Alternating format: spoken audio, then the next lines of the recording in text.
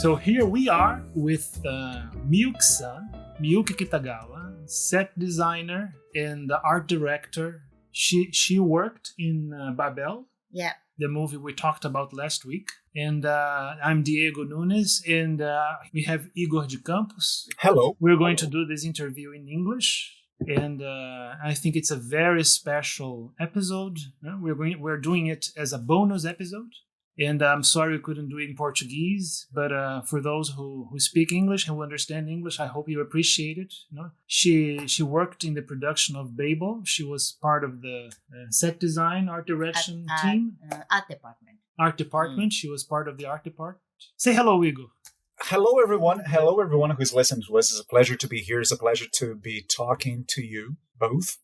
And we're very happy to have you here, Miyuki-san, for the Sala de Projeção Podcast. Welcome. Thank you for inviting.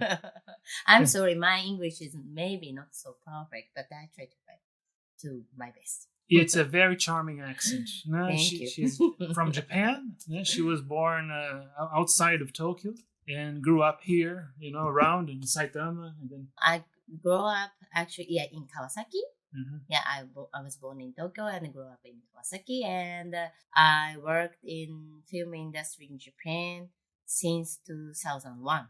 Exactly. Wow, she has a lot of experience. And then in between, I moved to Germany. So now I'm working most of the time for German production, and sometimes Japanese and sometimes American. So it's all mixed. Great. So tell us a little bit about your job, for people who are not really familiar with production design and movie production. What does a set designer? What does an art director? What does the art department do? Actually, we call designer, so production designer. So he or she is a boss of art department and there is an art director. So, and then we have a set designer, assistant art director, and then we have, of course, set decorators and set dressers. So art department is very huge in film production. So what we do is, so most of the time, we design all the background, so physical background. So then if we shoot in forest, for example, you think, okay, we just went to forest and we shot. Most of the time, not. So we have to sometimes move the trees, and we have to make some grass ground with so many moths or flowers or whatever. So what you think is natural, most of the things is not natural. So then, first of all, we make concept art. So concept art is what it should more like a big image of movie, not each set, more like a atmosphere or color or big image of the movie. So then we start with concept design, and then we more going to detail like a set design for each scene. And then, of course, we do many drawings and technical drawings and detailed drawings, and we decide which color we're using, not only wallpaper and that kind of thing, everything like curtains and clothes, everything. And then we decide all furnitures, and carpenter had to build a lot of set outside or inside of the studio or whatever. And then we go into very detailed, so prop design as well. So when the actors using pencil, we all, of course, you decide, okay, which colors of pencil and that kind of thing. So from the big image until very small image. But what you see, background or the material which is used. Wow. Film, yeah. So this concept art is very interesting. So the concept art you present to the director, is it like one big drawing, or you present several drawings? No, several drawings. So it depends on the size of the movie. So if it's like small movie, maybe we make just 5 or 6 conceptual drawing. And if it's big movie, maybe 20, 30s. Wow. And of course, if it's more like science fiction, you need more because you never see such a world. But if it's just a human drama, which always happen next to your door, then you don't need a conceptual drawing. So many, like you make maybe just 2 or 3 big image. Okay, what kind of color, what kind of atmosphere. Then you go more like a set design, each set design drawing. So it depends on the size of movie or what kind of movie you're working on.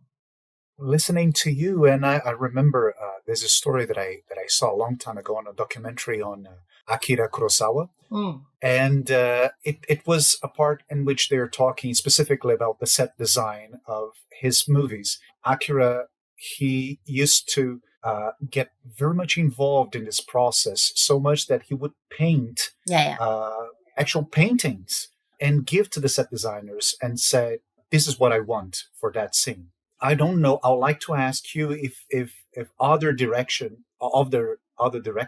have the same kind of commitment to set designing, or this is something extraordinary or peculiar of Akira Kurosawa. Yeah, Akira Kurosawa was so himself artist, no?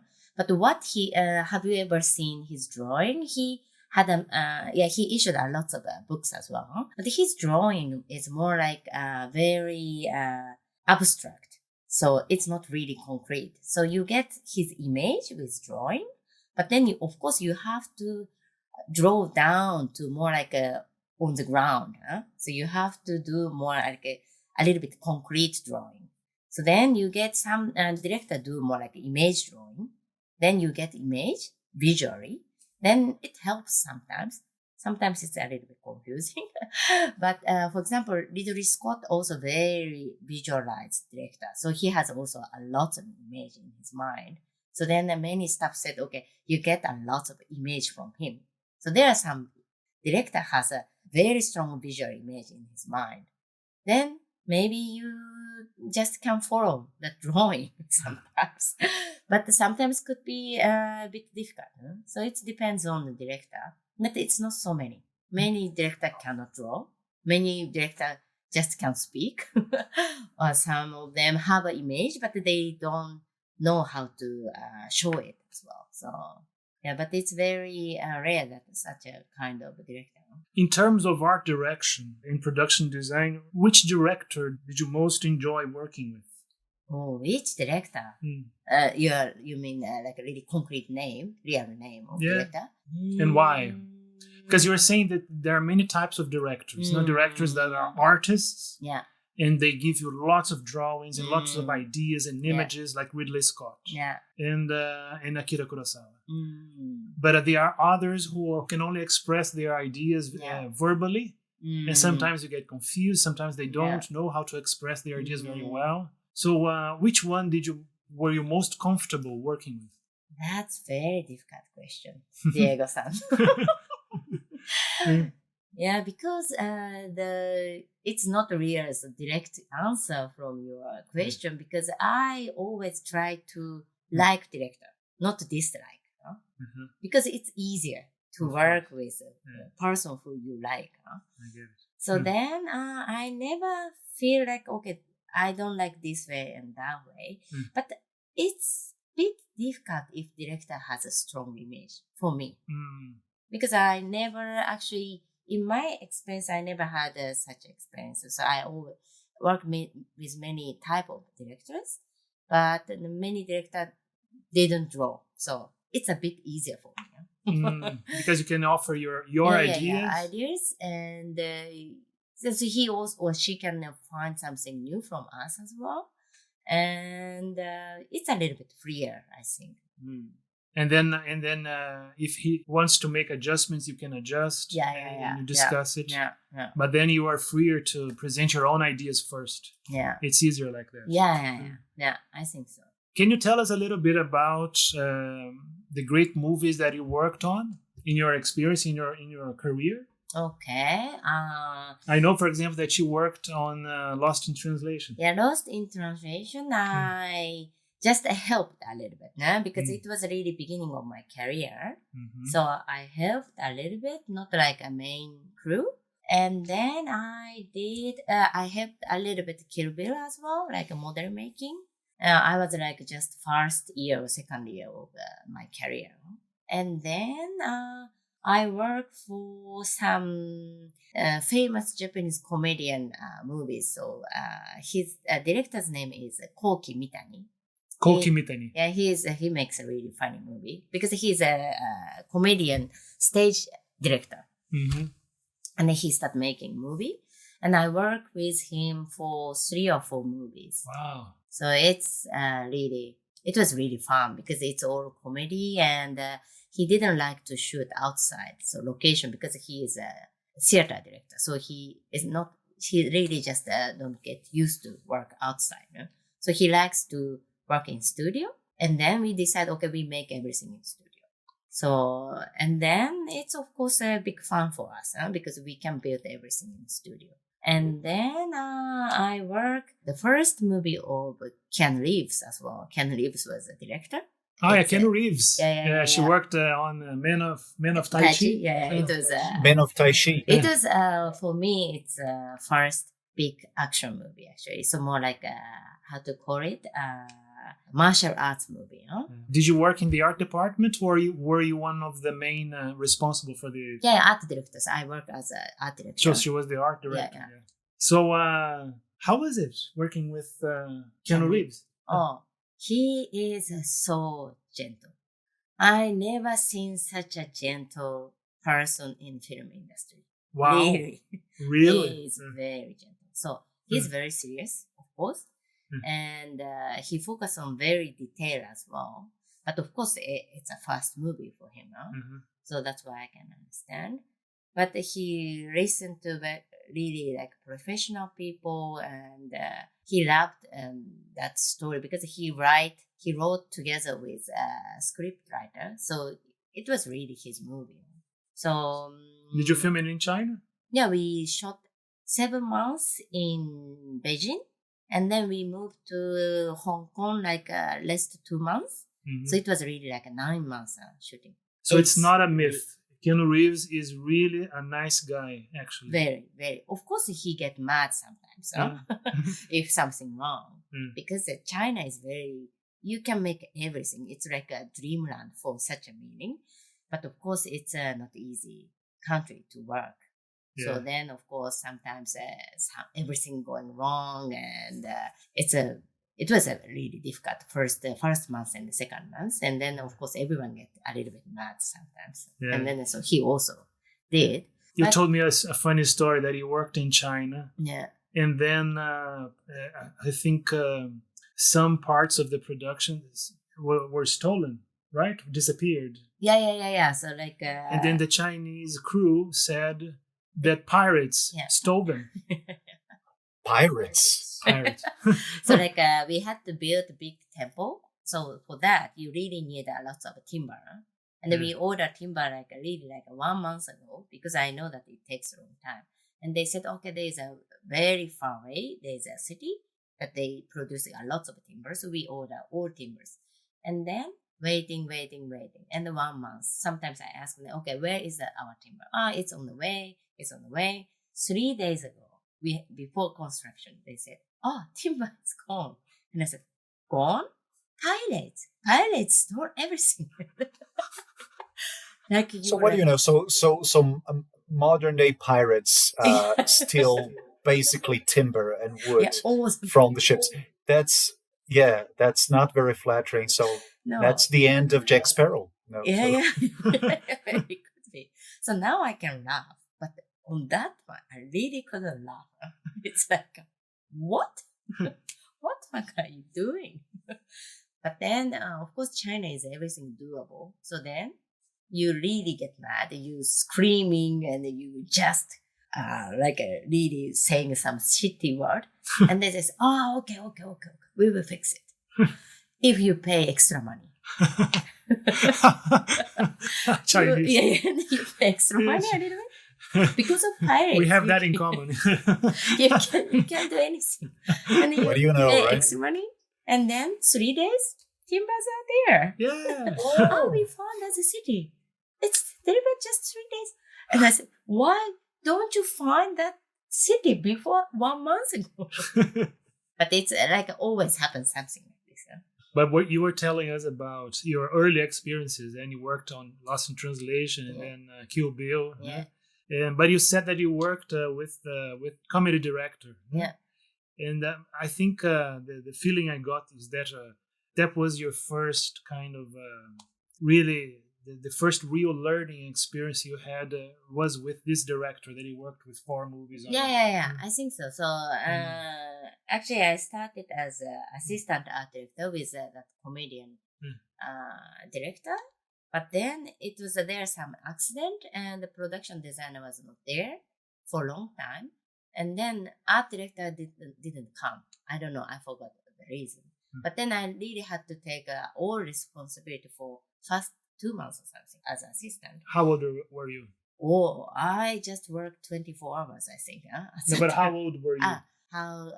I think I was 26 or something. 26 years old. Or 5 or 6. Yeah. And then of course you start really discussing with the director what he wants. And then, of course, then you get used to talk with him. Then you get more idea and you understand what he likes. And then, of course, you go to many location scout with him as well. And then afterwards, I really get really like a friend with him. Then I just kept working with him. So then I learned a lot as well from the movies. What about, so let's talk about Babel now. Babel was, I think, shot in 2006, I guess. 2000, hold on. Yeah, 2006. Or 5. Or 2000, shot in 2005, released in 2006. Yeah. So how did you get involved in the production? Oh, that was, actually I planned to go to US to learn English a little bit for 3 months or something. And then I booked all my school and everything, my flight as well. But then one production asked me, because in Japan, you can't find many people who speak English in art department, especially because art department is more like a drawing geek or art geek. So we are very good at drawing or feeling art and that kind of thing, but they're not for language. And then he said, we need some person who speak English. So then I said, okay, then it's going to be interesting because I liked Inaritu already. So then I said, okay, then. And anyway, it was just a Japan part. So it's not really long-term film. So then I said, okay, then I will do it. So I just pushed a little bit back my plan and then I joined. So you were like a reference for Japanese art directors who speak English. Yeah. There was one more art director, but he didn't speak or he doesn't speak English. So then we worked together. Yeah. Very nice. And all right, this is. I'm sorry to interrupt. Yes, but this is. If there is by any chance any of my students listening to this, hear that, guys. Speaking English opens a lot of doors to you. Yeah, you're right. As an English teacher, I'm sorry, I have to say this. I have to. Yeah. So let's talk about the production. The production team, I know the director was Mexican, Iñárritu, and then he wrote the script with Guillermo Arriaga, his friend, and the director of photography was Rodrigo Prieto, also Mexican, And how was the experience of working with the Mexican team, Mexican crew? Oh. How was the relationship between the Japanese crew and the Mexican crew? I think we thought Mexican crews are crazy, but I think Mexican crews thought the Japanese are crazy. That's all the time our impression. Because, but the good thing is Mexican has no union and Japan also has no union. So that part is really fit. So Iñárritu doesn't need any day off. It's just working. And if he has an idea, he wants to do it immediately. So it really doesn't matter if it's a Sunday, Saturday, if it's night or in the morning. And then there is no union, so he can do everything. And the point is he collects his money for that movie. So he is the biggest power. So no producer could say no. That's a really worst part, of course, and good part for him. Why was it so difficult for you, for the Japanese team? Yeah, because then... Can you give us a concrete example? Okay, so... Something that he asked you to do that was so difficult or so hard and you got angry. So many, but so for example, they came for location, to shoot location. And they came already twice before for pre-scout. We call it a pre-scout.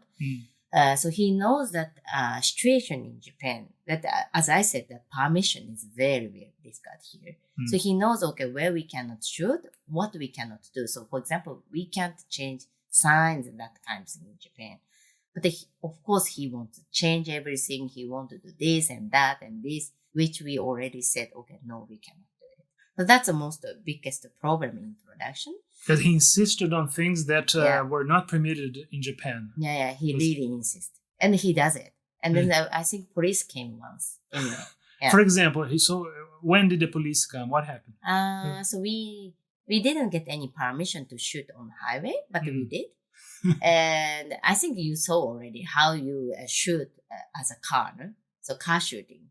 So because we need one more car beside, and the one more car has to be opened because we had to load every cameras and everything. Right? That's the scene between the father and his daughter driving. Yeah. And then those things, of course, you are not allowed to do it on the highway in Japan, but we did it. Yeah?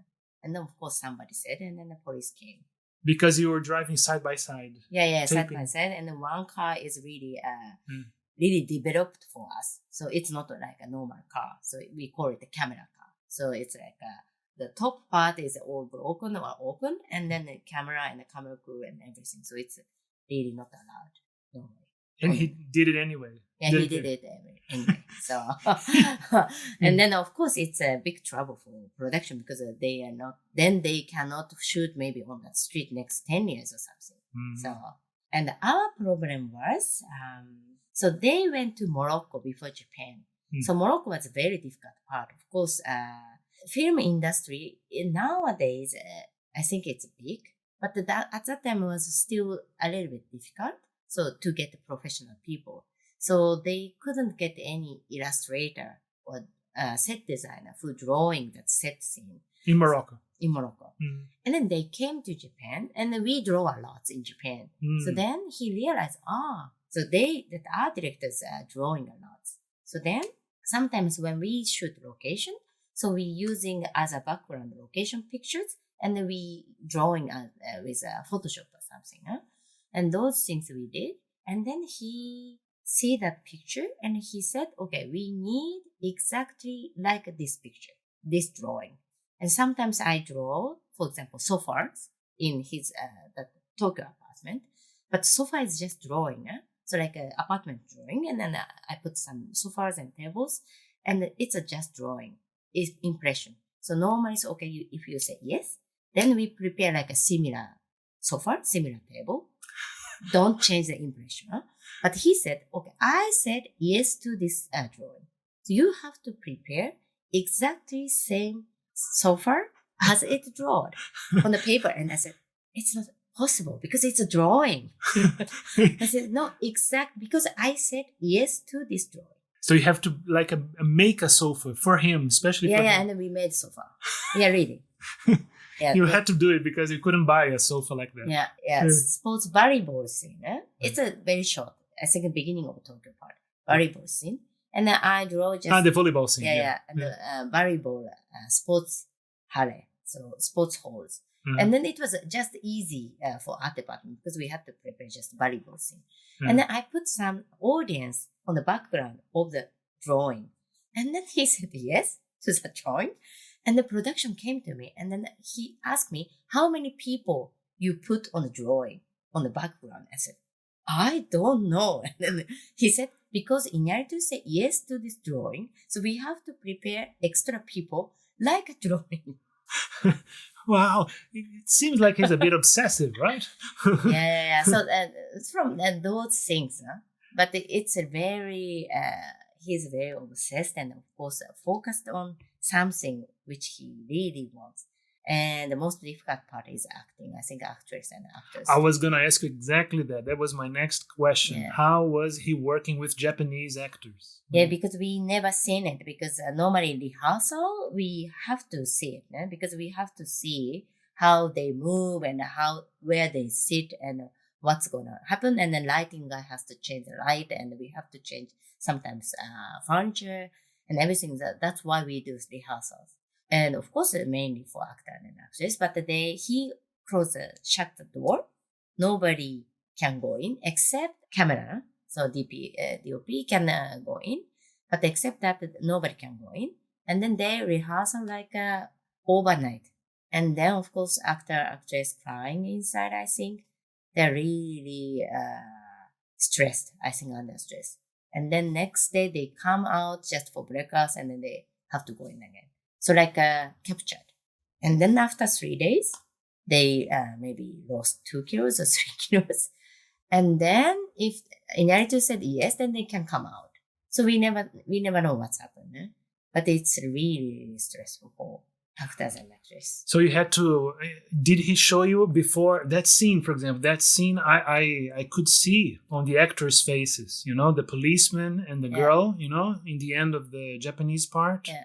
And I could see that they were very tired and they were haggard, they looked really sad. And I think, especially the policeman, it looked like he had been crying for a long time. Yeah. They look exhausted. Yeah, I think they are very exhausted, I think. Anyway, so because of... But you couldn't see you couldn't see their rehearsals. You had to imagine what they did inside to prepare the set design. Yeah, but the rehearsal, we really couldn't see anything. So we just shut, because it was an apartment, we didn't have any place to stay as well. But of course, just in case we had to stay, but nobody could in, so I really didn't know. So the actors couldn't go home. They had to stay there for 3 days. No, not at all. Wow. So it's very extreme. So, but I think he does for all movies. I don't know Revenant, because actors are very, very famous. So, but I think many main role actor and actress maybe could say, okay, I never work with him, or I want to work with him maybe two times, 3 times, 4 times. I think just either A or B. There's no between, I think. You either hate him or you love him. Yeah, I think so.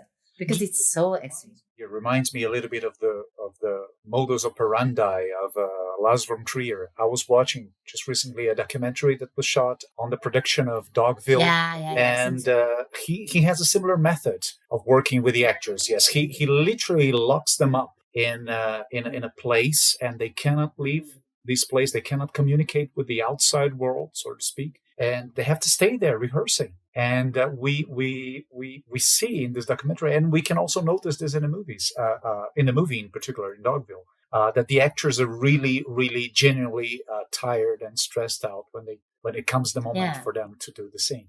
Did you see any actor or actress cracking up in the middle of this process, because it must be exhausting for them? Yeah, more than exhausting. I think the actor and actress mostly lost their mind or something.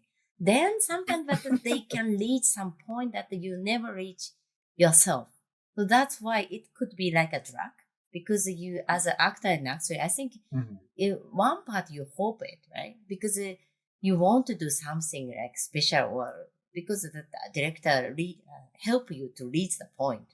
So some actors really pleased to do it, but most of the actors, I think, they think, okay, it's enough once a life. It's just once in a lifetime experience. That's enough. So, for example, Nicole Kidman, I think she did Dogville, but she didn't do. She did second one. I think she didn't do the second one. Yeah, second, because I think she may. I believe she thought it's enough once in a life. So it's a matching of actor and actress and director. But sometimes it's too extreme. Do you think that this decision that he made to film that scene just between him, the DOP and the director of photography, and the actors, because the actress was always naked? No, not only that. I think if she's not naked, but still, I think he does it because he really wants to pull something out from her. Because it was a first movie for her as well. So she was more like a very beginner actress. Can you tell us her name? Rinko Kikuchi. Rinko Kikuchi. Yeah. Because she worked with Guillermo del Toro later in Pacific Rim. Yeah. So many. She became famous later. Yeah. But at the Babel, she was really beginner. And then, of course, she has to play as a deaf. So then it's actually except her that other friends, they are like a real deaf people. So then, except her. Yeah, except her. So then they had to spend many days together as well. And then of course I think director want to do something like put out something special from her. So I think naked really means nothing for them. I think. Yeah. So she wasn't worried about being naked in the movie. No. Because I think she was locked 3 days, so she also lost her mind to think properly, I think. She couldn't care less. Yeah, she could do everything. She was like... Actually, Japanese people are very used to being naked. Then you go to the onsen, to a thermal bath, to a hot bath, and then everybody's naked anyway. Maybe it's not really big deal. I don't know, but as an actress and actors, some of them makes a little bit drama out of it. But if it's on story, I think it's not a big deal. Thinking about the story, the segment in Japan, as a whole, and you once told me that in Naruto he did a lot of research. He really talked to Japanese young people. He went to all the places where they hang out. So do you think the movie shows Japanese people authentically? No. It's a little bit too much, I think. So even Lost in Translation also doesn't... They shot everything in Japan and location, but still, it looks like for us that Japan which or where the foreigners see. But then, for example, Babel, we always ask a question because we involved in that movie, but we don't want to destroy that image of that movie. And then in Naruto, he really went everywhere, like clubs and pubs and snacks, everything in Tokyo, which not every director does. So he reading all the young people's magazines, and he went to shopping mall, young people shopping mall, so everything. So he picked something special from Japan, which he wants to show. So I really thought, okay, then we shouldn't say many things about that. If you start saying, okay, it's not Japan, it doesn't look like Japan, then it's really destroying that movie. So of course we have to keep some basic rules. But he had a very strong imagination, or he has already big feeling what he wants to show. So, but the people, the actions and the behavior of the characters, you don't think they were really Japanese? You don't. It was more like his imagination. No, actors' reaction and those things are. Because you said no very strongly. Yeah, it was not really authentic. Why is that? Yeah, more like an art department. So more like a background. It's a little bit more too many colors actually. And I get it. Yeah. So it was like you exaggerated. A little bit, yeah. So a little bit, yeah. For example, the nightclub was a little bit exaggerated, right? Nightclub was actually it was it's okay, but more like a J-pop bar. You remember that the girls always went out and drinking or eating? J-pop bar, it was a little bit too much for us, basically. But we add a lot of color for it. We shot in the location, but it was totally white. And we add a lot of colors. And I get it. Yeah, those things are a little bit so too much. But in terms of characters' behavior, that was not so unauthentic. I think it was okay, but of course it's for us also. There are many deaf people, so that also we don't see so much generally in the normal life. So I can't really compare. But actor and actress are not so different actually. So it's like because we have many scenes that young people are flirting. And talking, and laughing. Do you think that was authentic? Yeah. I think it's like young people are a little bit like this in Japan. Yeah. So maybe you never seen such a reaction in Japan because maybe you are a little bit older generation. Yes. But young people are like this. Yeah, talkative and laughing and dancing. Yeah, so very nice. Because she was very, of course, she was going through a very difficult time of her life, but she was very straightforward. She was really direct, and bold. Yeah, but I thought that one is when I work with those old deaf people or deaf colleagues, they are very, very straight. So they show all the emotion which you never show. I was really surprised. Interesting. Yeah, very. So they laughing like 3 times more than normal, and they crying very easily, and then they really asking you, like they really interested in many things. So because they lacking one part element of your body, so then they have one more element which you don't have. I really thought. So they're very charming and very straightforward, and it's not how to call it, attitude is totally different. So like a positive different from normal people. So then what she acted is more like very authentic, I think. Yeah. Interesting. Very good. Yeah. Surprising to know that. Yeah. I was also surprised. So all the research that Iñárritu did, it worked then. Yeah, it worked, and and then I think it's his lifestyle as well, as for all movies. So he wants to know what exactly that culture is. So not like a surface. He wants to go very deep. Is it something common that you have observed with other directors? Because, well, you mentioned that Iñárritu, he does a lot of research and he's very obsessive and he's very driven and focused and everything. Is this a common thread? Is this what a movie director is like? Or this is Iñárritu? Yeah, this is Iñárritu. Yeah, because there are many directors who are really interested in acting and stories. But for example, such a background culture is a main director maybe knows a little bit, but they get just reference from costume designer and production designer, those things, and then they never go themselves because of course they are busy. So they're more like focus on acting and actor and actress and books, but not really background. So there are many directors like this.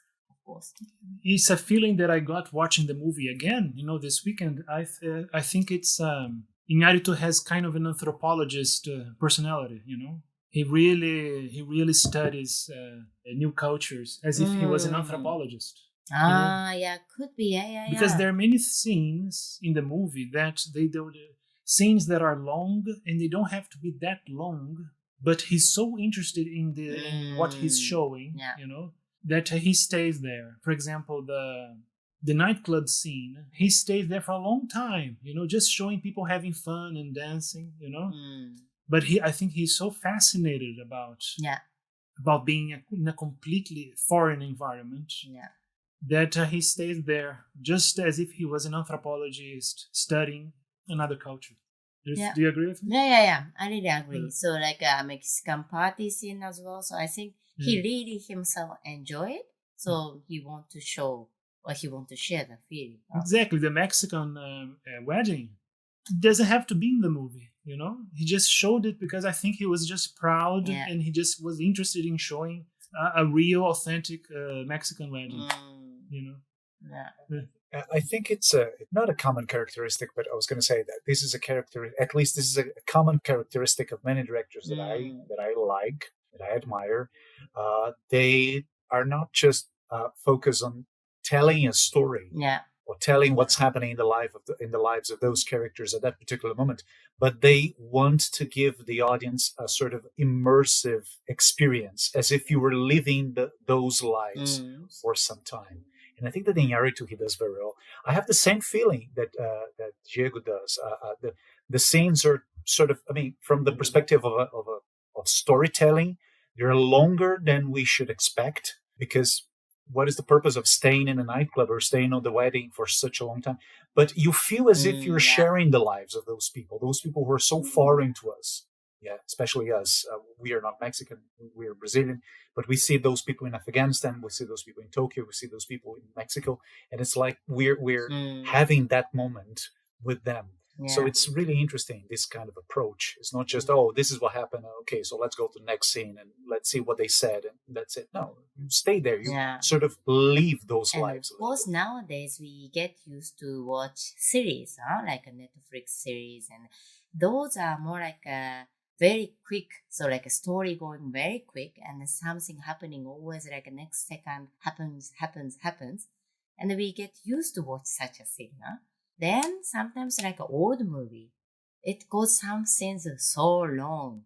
But then we used to watch such a thing. But then now I think many audience get a little bit change their mind as well, or get used to watch a very quick series. So that's also one reason I think. I think one good thing in movie is some maybe meaningless part, but then they want to show very long, and then audience also have to follow that scene, and figure out why they're there. Igor, I admire Igor because he has this quality, Igor, he's very patient. He can watch, he loves, for example, Wim Wenders. Oh, very good. And Wim Wenders is a specialist in slow, long scenes that nothing happens. And it's all about the atmosphere and about abstract meaning behind it. And he loves that. He's very patient. This is a very nice way of Diego saying to you that I like boring movies. The movies that I love are boring. But it's funny that you should bring up the name of Wim Wenders, because Wim Wenders, he was a huge fan of Ozu. It's a great Japanese director. Yeah, I know. Yeah, he makes a documentary about Ozu. It's a very nice one. Yeah, I think what was it, 3 stories or just one story? So it's a really long documentary about Ozu from Wim Wenders. It's very interesting. So he always shows he travel in Tokyo where Ozu shot, or where the story is.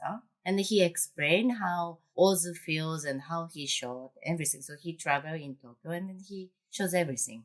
So it's very interesting one. Well, that's interesting. I didn't know he had made this documentary. I'm going to look for it. Yeah, I was going to ask you if in Naruto he mentioned any Japanese director as an influence for him. No, that I can't remember. No, I don't think so. That I can't remember. I think he didn't mention. Yeah. He didn't mention Japanese films that he liked? I can't remember. No, I don't think so. And of course, it's a long time ago, so maybe my brain is not so clear anymore. But I think he didn't mention any Japanese movie or directors. Did you yourself like the movie? Are you proud of the movie? Proud of the film of Babe? Yeah. Being in Babel? I really like it because I explained to Diego a little bit. When we read the script, it was really unclear. So, what's the point of this story, or what he wants to tell us? And of course, you could follow the story, but you really couldn't see the point. And then we went to preview, and then I was really surprised. I was really surprised that the movie was really well made. Of course, for you guys, I don't know, but I was really surprised. And then that experience, I don't have so much.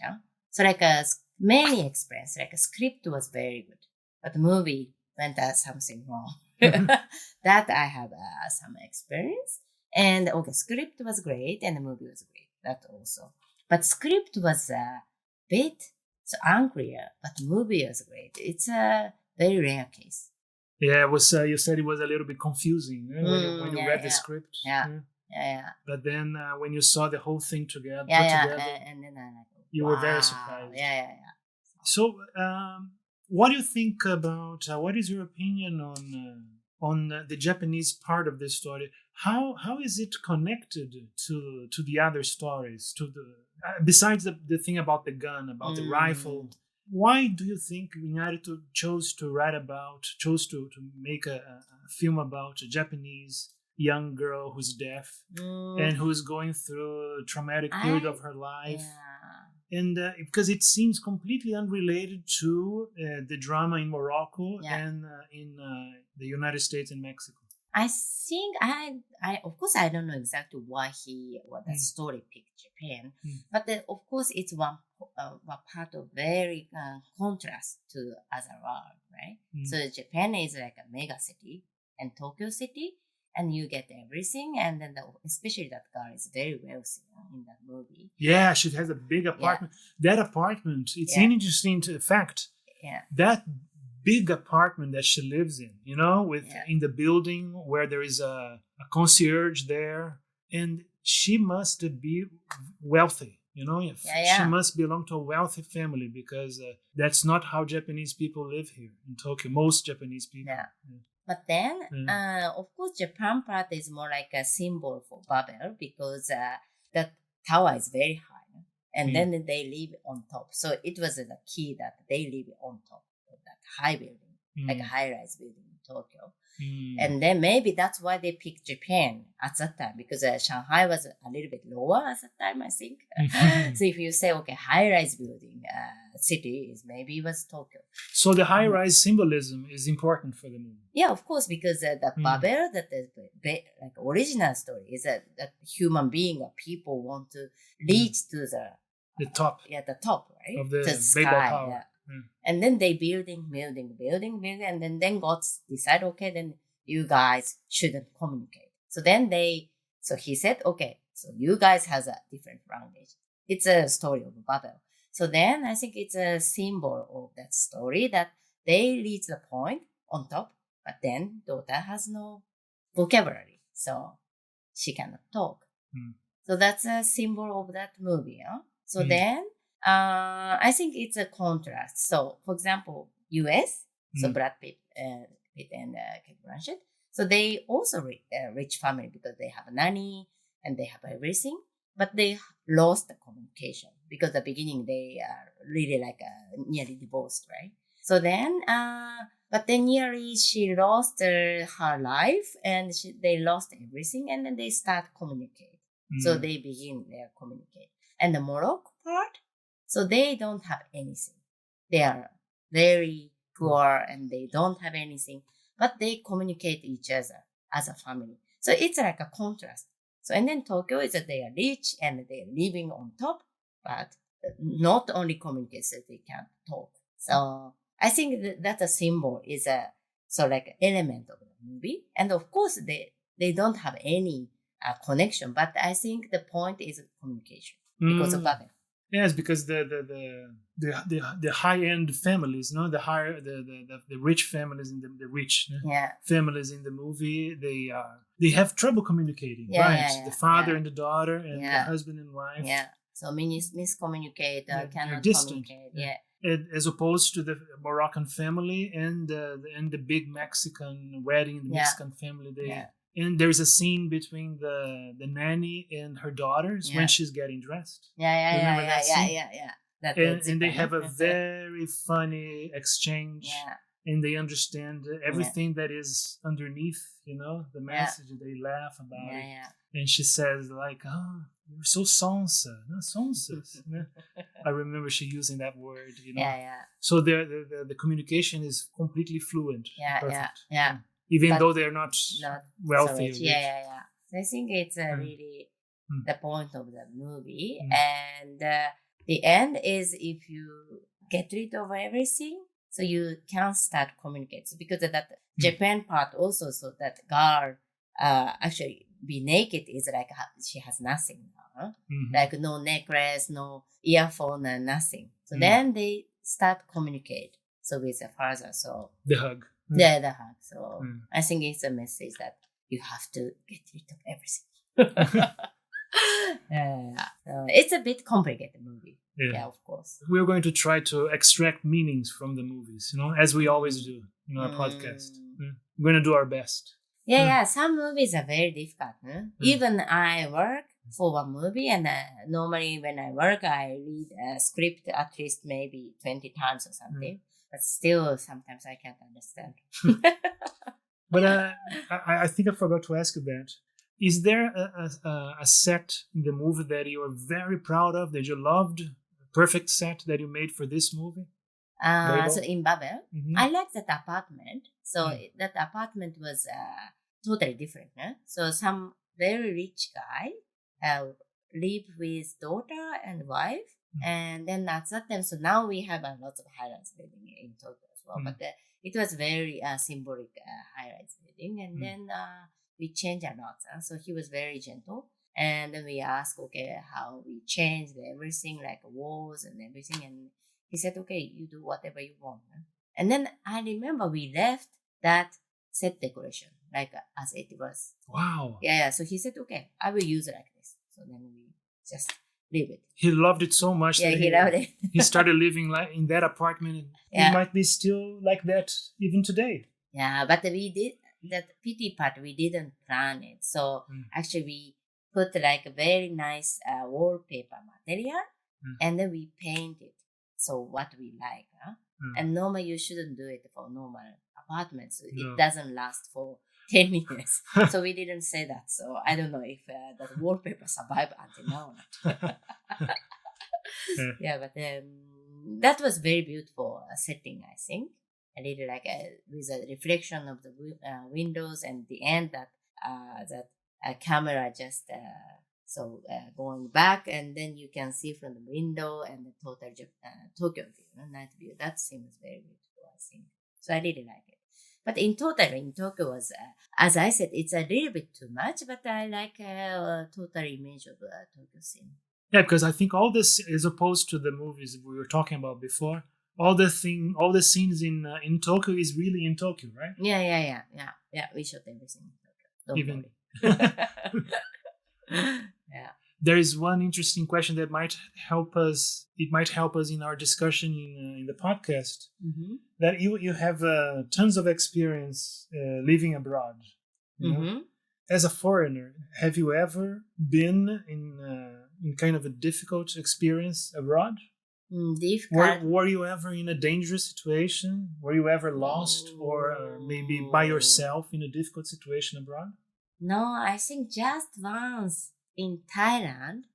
It's a long time ago. So I was working for elephant movie, Japanese elephant movie, and we elephant movie. Yeah. What's an elephant movie? It's a story about boy. You know that guys who not using but training elephant. So because elephant is actually so trained for bringing something.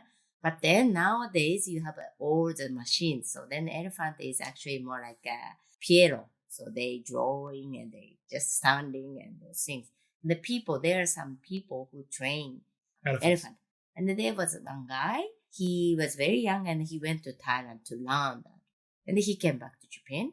And then, but he got the car accident, and then he passed away. So it was a story about him. So then we shot a lot, and then we made Japan also in Thailand at that time because it was cheap. So then I was there for 6 months, I think, in Thailand, in Chiang Mai. And then it's only one time. So I was alone. So I went to night market and I came back. And then there were 3 dogs, like a wild dog. And then I thought, ooh, it looks very dangerous. Then I'll start running. And then they chasing me. And then they are really like close to me and nearly biting me. And then I thought, okay, then when I run, they will bite me. Then I just turn and then I really kicked his ass. Really, like a full 100% of power. And then the one dog really like flying out. Then the other dogs are really like scared because I really start chasing them. And then they're just running. So it was just one time that I really scared. Wow. Yeah, because I really scared about like a dog sickness and that kind of thing. So, but you were not afraid of going out at night in a foreign country? No, of course, if the local people, because we have always local crews, and if they said, okay, this area you shouldn't, then I don't do it as well. So, but normally, I never feel so, dangerous. Yeah, because I remember you once told me, which turned out to be very nice, but you had an interesting experience in Mexico. But it was not. It's just travel. Yeah. You were traveling in Mexico, and then you found yourself a little lost. Yeah. The bus stopped in the middle of the road, right? Yeah. And then they said, okay, the bus doesn't go anywhere, and then you have to do I don't know. I didn't understand what's happened because it was in Spanish. And then next to me there was an old woman and a young girl. And they said, okay, they did like coming with us. Huh? And I thought, okay, then we have to wait for next bus. But they said, okay, no bus is coming today. And I was like, it's really like nowhere. And then I said, okay, what should I do? And they said, okay, then come with us. And then the end, I overnight their house, and then they gave me dinner, and I could sleep on bed. And then they just brought me to the bus stop next day, and then they said goodbye. Wow, because so how did you feel sleeping in a bed in a Mexican house in the middle of nowhere? I just remember that smell. So it's like a Mexican using very strong, I think, washing material. And then I really smell like, oh my God, I'm so abroad. I didn't feel it. Because of the smell of the cleaning product, which is so strong. That I remember. But the other thing, I was so exhausted because I was panicked as well, of course. You were feeling a little bit panicked. Yeah. Because you were in a house with people that you couldn't talk. Yeah. Like, baby, we couldn't communicate. Yeah, but they were very nice. Yeah. But of course, I put my passport in my underwear, and I was of course a little bit prepared if something happened. Yeah. But then nothing happened, and they were very nice. Yeah, very lucky. You were very lucky, right? Yeah. But one time that in Italian that lens case are stolen. So we shot in Spanish stairs, and then you shot in Spanish stairs, right? The name like a main touristic place in Rome. In Italy. Rome. Okay. And then we shot one scene, and then that lens case is very expensive. So because many lenses are inside, and then it's stolen during the shooting. What happened? Yeah, stolen. So somebody steal it. Wow. And then we have always a security around the shooting, but they stole it. Just disappeared. Yeah. So that happened once. But it's a camera department, so not art department. It wasn't the pirates this time, I suppose. So it's okay. So because in Japan, this sort of production goes very smoothly, right? Yeah, because of course local movie is of course you know the program in that country. So I think local movie is what I don't know how can I say it's not really smooth, but it's much smoother than like a co-production. Co-production is always fun, but of course a bit messy because you have to learn always new people, new rules, and new production. But it's all experience. So I really like co-production anyway. But still, very complicated always. Yeah. Okay, I think that's good, isn't it? Yeah. That's great. Okay. It was a great interview, right? Yes, it was. We got a lot of information, and sure we're going to use this in the podcast. Yeah, I hope that the information is a bit useful. Yes, and I hope you listeners enjoyed talking with Miyuki-san, with Miyuki Kitagawa.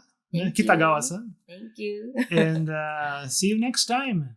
Thank you very much. Bye-bye. Thank you very much. Thank you. Bye-bye.